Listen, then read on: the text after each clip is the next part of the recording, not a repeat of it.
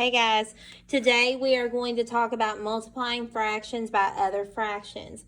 Because you were able to multiply fractions and whole numbers, I know we're ready to move on to fractions by fractions because you do it the exact same way, just the numbers are a little bit trickier. So let's get into it. I'm starting you off with a pretty easy one, 1/2 times 3/5. And as you can probably guess, you just multiply straight across. Now the first thing I would do is check to see diagonally and see if there's a number that can go into both 1 and 5 and a number that can go into both 2 and 3. In this case, there's not, other than 1. And remember that dividing by 1 doesn't do any good. So we have 1 times 3 and we get 3. And we have 2 times 5, which is 10. So we are left with 3/10. 3/10. Sorry guys about that interruption. I don't know if you could hear it or not, but we still get announcements even when you're not at school. All right, so that was a pretty simple one. Let me try one that's a little bit trickier.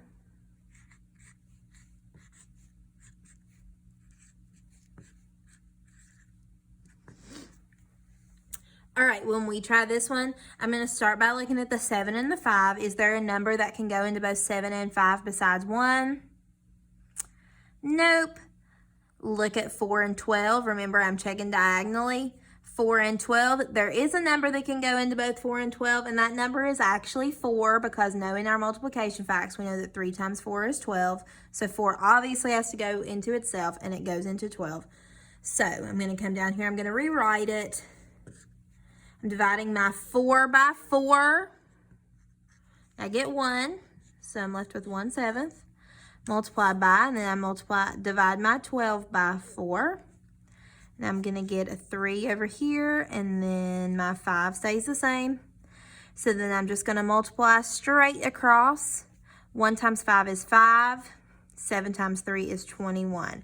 5 over 21. Now, if you are somebody that gets confused, let me try and help you.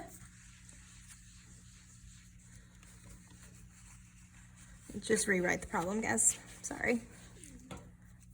I don't want to do anything that confuses you. However, it is my job to show you easier ways to do things. So if we multiply this straight across, we do 4 times 5 and we would get 20. Then we would do 7 times 12 and we would get 84. Now, this is a really, really big number, and it is tricky to reduce a number that is that big. So you're probably thinking about your multiplication facts in your head, but that's the thing. When a number is this big, there really aren't any multiplication facts we know that involve 20 and 84. So when you're left with two even numbers, I would divide this by 2, starting out, make it a little smaller. 20 divided by 2 gives me 10. 84 divided by 2, you can set that up if you have to. 2 into 84 is 4 times 8. Or 4 times 2 is 8. Make it a 0, bring down that 4. 2. Okay, so 2 goes in 84 42 times. So we're left with 10 over 42. Once again, still a really, really big number that we're going to need to reduce. So I'm just going to come down here and reduce 10 and 42. 2 goes into both of these again because they're even. 10 divided by 2 is going to give me 5. And 42 divided by 2. So I'm going to come over here. I'm going to work it out. 2 goes into 4 twice. Bring down that 2. And 2 goes into 2 one time. So I'm left with 21. So I still got 5 over 21. But look at this crazy process. Okay, I had a lot more steps when I did it that way. So I would definitely always recommend for you to look across and reduce before you get to the end and have all of these crazy steps, because it is tricky. It's tricky either way, but whatever works best for you is what I want you to do. Let me find another problem here. And as you guys know, I have to cheat off my book when I look at it to give you some problems.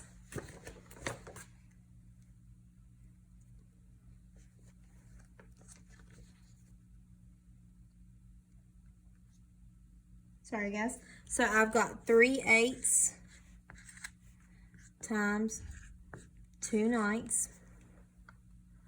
All right, so in this one, you can multiply straight across, or you can check diagonally first. Check with the 3 and the 9. Is there a number that goes into both 3 and 9? Absolutely.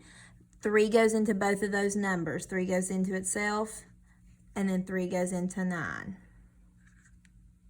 So you can actually come down here and you can go ahead and start writing it, because it gets messy when you try to write it up there. So I would definitely encourage you to rewrite it, but whatever works for you. 3 divided by 3 is 1. Divide by, and then 9 divided by 3 is 3. So now look in here, we also can reduce this number, okay? They're both even numbers, so I know 2 goes into both of them. So 2 divided by 2, and then 8 divided by 2. 2 divided by 2 gives me 1. 8 divided by 2 gives me 4. So when I come over here, I'm going to do 1 times 1 and get 1. And then 4 times 3 gives me 12. So I'm left with 1/12, and I don't even need to reduce that at all. So definitely check diagonally, guys. It's hard to reduce those. And you're going to have plenty of practice problems and things too. So this won't be the only one. And remember, you can watch these videos as many times as you want to.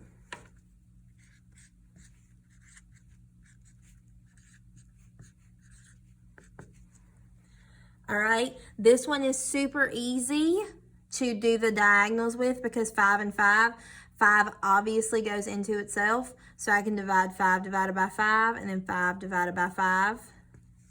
And when I do that, I get 1. And then I get 1 up here. And now I just need to check, I did these. And now I need to check diagonally here. There is one that works for both 4 and 8. And that number is 4, because I know 4 goes into itself, and I also know that it goes into 8. So I do 4 divided by 4, and then 8 divided by 4. When I do 4 divided by 4, I get 1. When I do 8 divided by 4, I get 2. And then you get 1/2. Okay, it's much more confusing. You can just multiply straight across. Just as a reminder, it's just a little bit more work. Let me rewrite it. Because remember, I want you to do whatever way is easiest for you. If you want to just multiply straight across, 4 times 5 is 20. 5 times 8 is 40. This one's a little bit easier, because I do know that 20 goes into 20 and 20 goes into 40, just because I know like my multiples of 10 and stuff. So if I do 20 divided by 20, and I do 40 divided by 20, and then 20 divided by 20 is 1, and 40 divided by 20 is 2, because half of 40 is 20. So I'll be left with 1/2 here as well. So remember, guys, whatever works. As always, you can watch this video as many times as you need to. Message me with any questions.